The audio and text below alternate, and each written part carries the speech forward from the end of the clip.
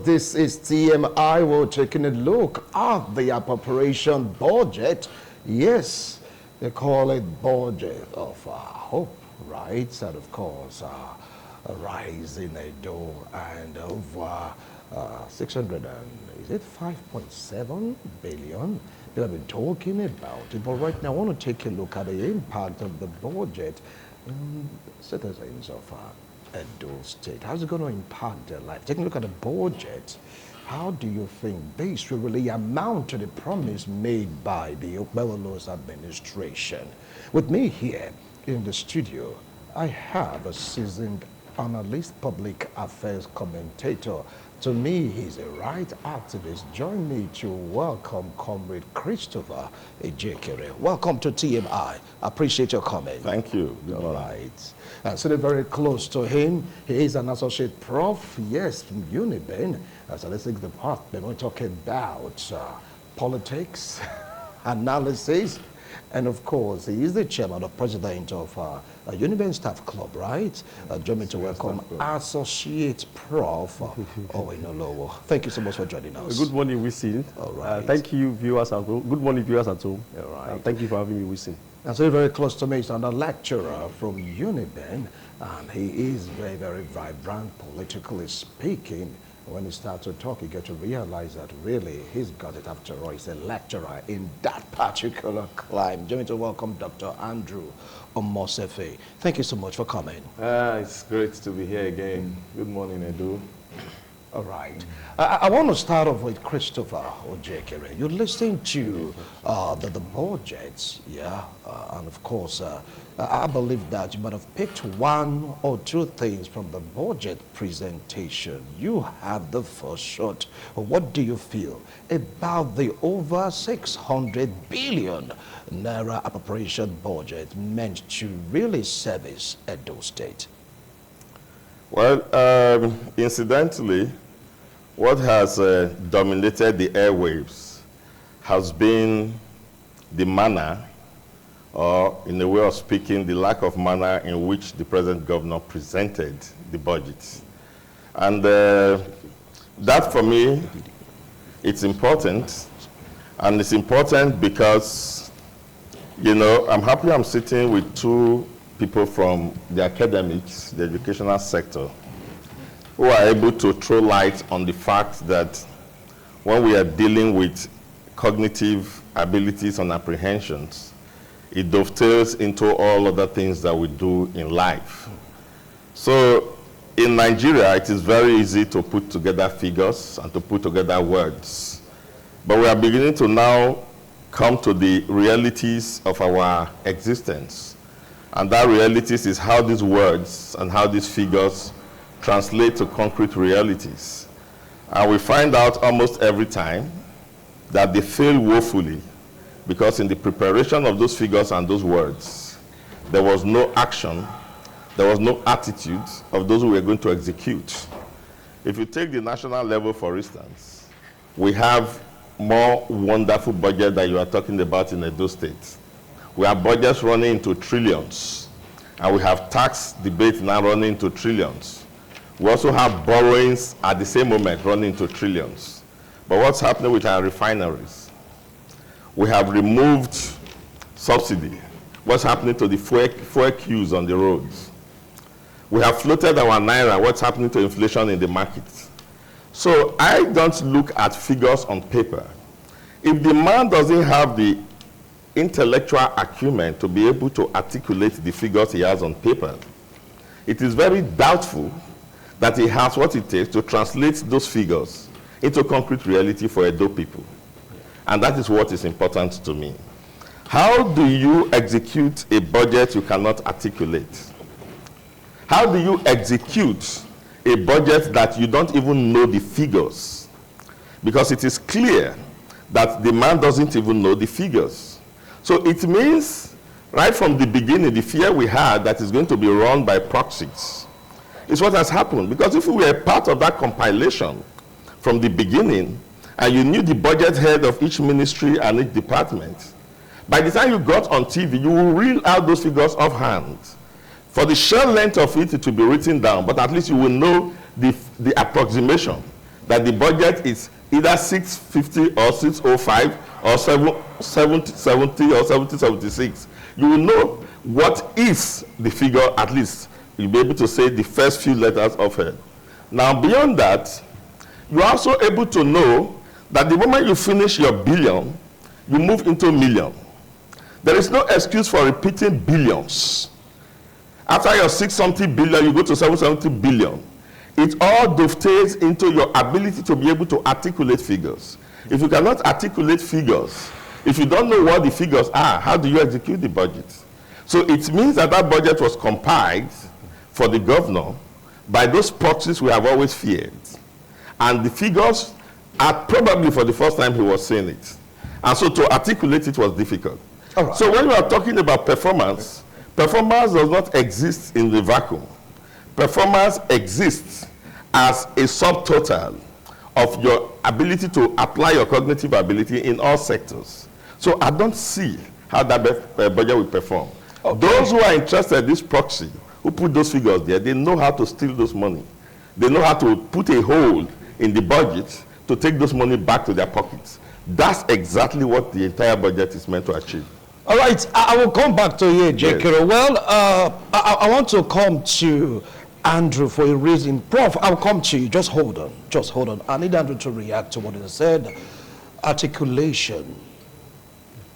For what he also opined, if you cannot articulate the budget, how can you prove to those citizens that you can really operate, that is being put together by proxies and they know how to steal the money? Quoting him. Take it up from there. Well, the only articulation Edo people know is development. The articulation Edo people yearn for is food on their table. The only articulation Edo people want to see right now is schools that functions, higher institutions that can deliver quality education, all right, agriculture that can help food sufficiency. The only articulation Edo people are interested in right now is the delivery of the dividends of democracy to their doorsteps. I want to sharply disagree with my colleague here for a wide-ranging reasons. Number one, it has been proven time and time again that your ability to speak English does not translate to good governance. Your ability to articulate English does not translate to the food or the table of the common man. Monday Okpebholo is governor of Edo State. In fact, why are we even talking about English? Have you seen the budget? It's an ambitious budget. A budget that is set to take Edo from what it used to be to a new level. And that's why it is styled a renewed hope for a rising Edo. We have always wanted an Edo that represents our interest, that is the interest of the common man. And this budget represents that. Let us look at it holistically. A larger chunk of the budget, almost 60% of the budget, goes to capital expenditure. What is capital expenditure? Infrastructure, right? Building of, setting up of institutions, roads, bridges, all right? Development. The other chunk of it, less than about maybe 40-something% or so, goes to recurrent expenditure as payment of salaries, overheads, and all of that. All right. Now, if you look at the composition of the budget, you will understand, unlike before, it's a departure from where you have a larger chunk of our budget going for recurrent expenditure. But now, because the man is fixated, he's so obsessed with developing Edo, he devoted a larger chunk, a larger percentage of the budget to capital expenditure. Have you seen education? Okay, maybe we'll come back. I'll come because back. We have to analyze this. Of course, we will. We will break. You know what I'm trying to guide against here? Yes. Our people are so fixated on how he delivered the budget, the English he spoke. We are not even looking at the ingredients of the budget and how it will benefit them. We'll come to that. Is that not what matters here? You just hold on. Prof, let me come to it, because in this matter, it's like you have a bone in this fight, definitely. As an Edo citizen, maybe from academic point of view, neutrality point of view, whatever, it's between presentation, action, and the content of the particular budget. Now, from your own perspective, Prof, what do you have to say about this? We've seen, we have come here today to talk about the budget of over 605 billion naira, which the governor said is up by 25% of last year's budget. Up in terms of value and not, up in terms of amount, but not value, because you know what has happened between May 29 last year till now, how the naira has fallen against the dollar and all that. That is what we have come to talk about here. And I want to say this clearly. Budget is anticipated spending, anticipated revenue, what you are hoping to get in the new fiscal year in terms of revenue, and the things you are anticipating to spend this money on. And I want to tell you all over the world that there is no way you get 100% implementation of budget. Because if you get 100% implementation, it means that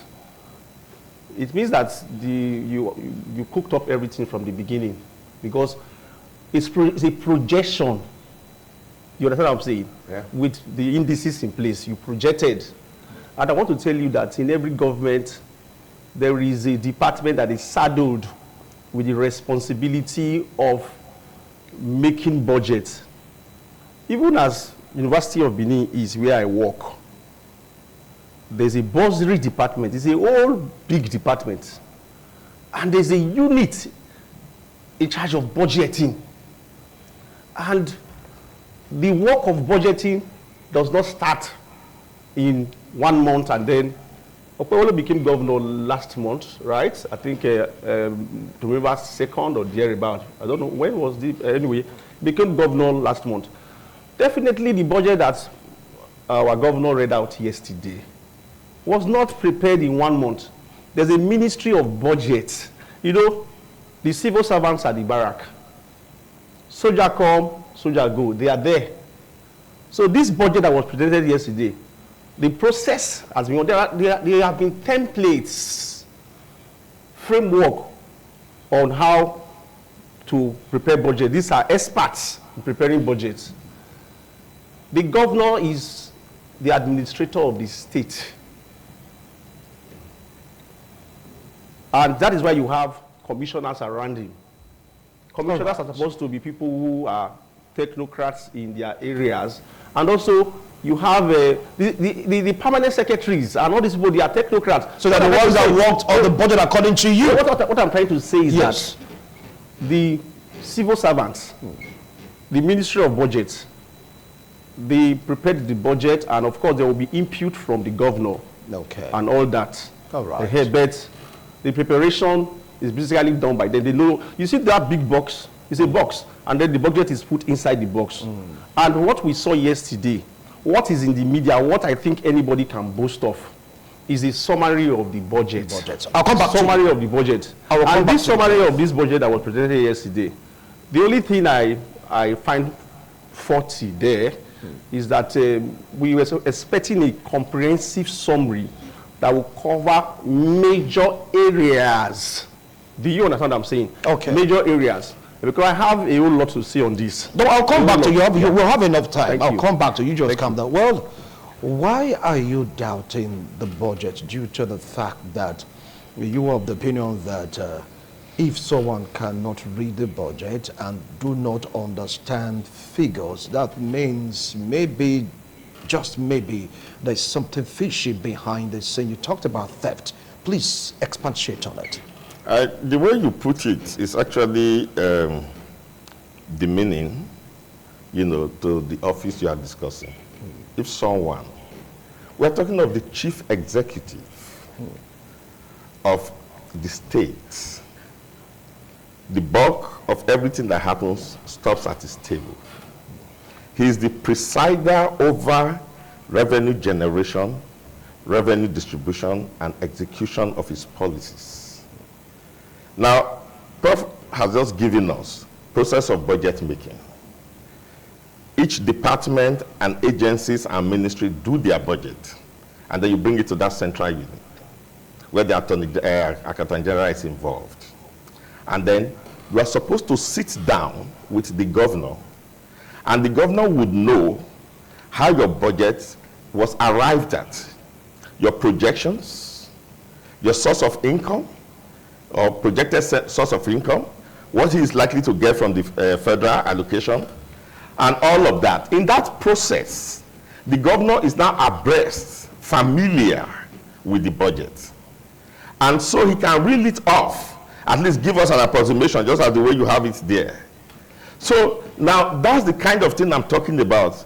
That if you don't have that kind of meticulous and detailed attitude to presenting the most important function of your office, which is the appropriation, and the figures is the most important part of that appropriation. If you showed such carelessness, to put it mildly, or dysfunctionality, cognitive dysfunctionality, then when these people around you, these sharks around you, bring figures to you tomorrow and begin to bamboozle you with expenditure that were not expended, you're not able to know. You can't keep track because you don't have mastery over the subject. And I'm saying that we know those who brought the governor. Many of them have been in government before, and they understand how budget work and how budget leak. So I'm not impressed with the figures on paper. I will wait until I see the executions. I will wait until I see them begin to function in the projects. If you are expecting the budget, for instance, there's an assumption that you already have a projection of the IGRO that has been set up by the previous government, for instance, which will constitute part of your budget. And then what is coming from the national, which is, almost nothing. I'm very happy that the Prof said the figures have increased, but not the values. And it's caused by his own government. His own APC government in the federal caused that irresponsibility. And if he's going to toe the line of that APC government in the federal, then we're just going to have figures without performance. All right. The same kind of irresponsibility we have in the country now, where we have so much figures being thrown around and it's not translating to anything. It's creating inflation, it's creating hunger, it's creating everything. So we don't want a situation where you have intelligent people like Prof writing budgets for a governor who doesn't understand it or a president who doesn't understand it. Okay. And then we are bamboozled by figures and bamboozled by the theoretical part of the budget that will not function.